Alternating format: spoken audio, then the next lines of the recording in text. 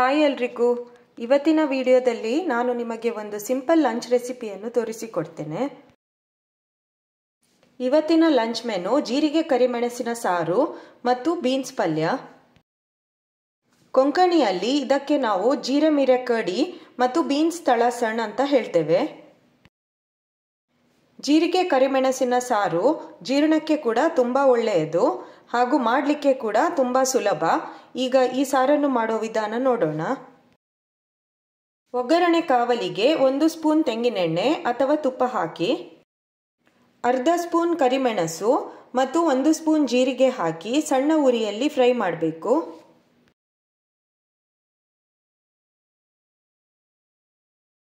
ನೋಡಿ ಈಗ ಇದು ಆಗಿದೆ, ಈಗ ಗ್ಯಾಸ್ ಆಫ್ ಮಾಡಿ। ಮಿಕ್ಸಿಗೆ 1 ಸಣ್ಣ ಕಪ್ ತೆಂಗಿನಕಾಯಿ ತುರಿ, ಫ್ರೈ ಮಾಡಿಟ್ಟ ಜೀರಿಗೆ ಮತ್ತು ಕರಿಮೆಣಸಿನ ಕಾಳು, 2 ಹುರಿದ ಕೆಂಪು ಮೆಣಸು, ಸಣ್ಣ ತುಂಡು ಹುಣಸೆ ಹುಳಿ, ರುಚಿಗೆ ತಕ್ಕಷ್ಟು ಉಪ್ಪು, ಸ್ವಲ್ಪ ನೀರು ಹಾಕಿ ನುಣ್ಣಗೆ ಗ್ರೈಂಡ್ ಮಾಡಿಕೊಳ್ಳಬೇಕು।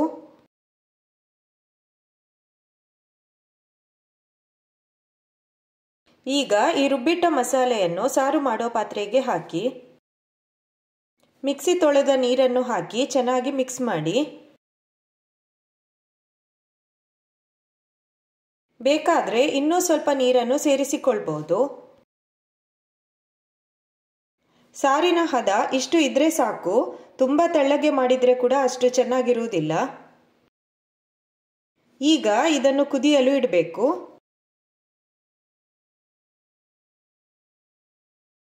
ರುಚಿ ನೋಡಿ ಉಪ್ಪು ಬೇಕಾದರೆ ಸೇರಿಸಿಕೊಳ್ಳಿ। ಚೆನ್ನಾಗಿ ಕುದಿ ಬಂದ ಮೇಲೆ ಇದಕ್ಕೆ ಒಗ್ಗರಣೆ ಹಾಕಬೇಕು।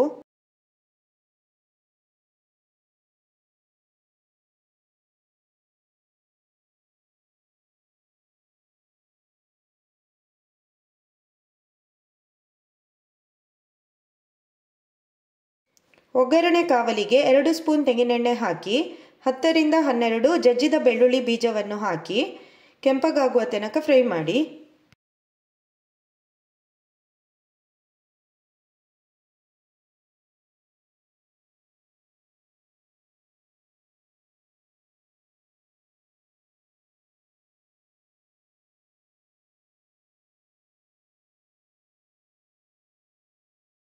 ಈಗ ಇನ್ನೊಂದು ಈಸಿ ರೆಸಿಪಿ ಬೀನ್ಸ್ ತಳಸಣ್ ಮಾಡುವ ವಿಧಾನ ನೋಡೋಣ। ಬೀನ್ಸ್ ಅನ್ನು ಈ ರೀತಿಯಾಗಿ ಕಟ್ ಮಾಡಿ ಇಟ್ಕೊಳ್ಬೇಕು। ಬಾಣಲೆಗೆ 4 ಸ್ಪೂನ್ ತೆಂಗಿನೆಣ್ಣೆಯನ್ನು ಹಾಕಿ, ಇದಕ್ಕೆ ಎಣ್ಣೆ ಸ್ವಲ್ಪ ಜಾಸ್ತಿ ಹಾಕಿದರೆ ರುಚಿ ಚೆನ್ನಾಗಿರ್ತದೆ। ಜಜ್ಜಿಟ್ಟ ಬೆಳ್ಳುಳ್ಳಿ ಬೀಜವನ್ನು ಹಾಕಿ ಕೆಂಪಗಾಗುವ ತನಕ ಫ್ರೈ ಮಾಡಬೇಕು।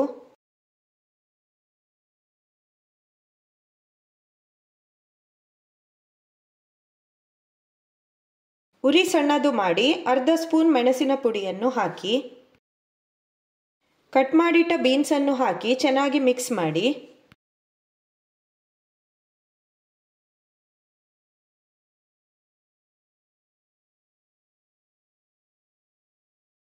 ರುಚಿಗೆ ತಕ್ಕಷ್ಟು ಉಪ್ಪನ್ನು ಹಾಕಿ ಅರ್ಧ ಗ್ಲಾಸ್ ನೀರನ್ನು ಹಾಕಿ ಮುಚ್ಚಳ ಮುಚ್ಚಿ ಸಣ್ಣ ಉರಿಯಲ್ಲಿ ಬೇಯಿಸಬೇಕು।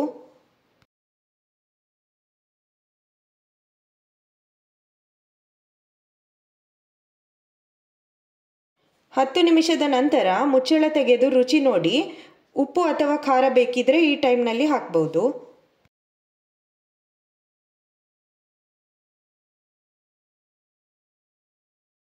ಮತ್ತೆ ಮುಚ್ಚಳ ಮುಚ್ಚಿ ಬೇಯಿಸಿ।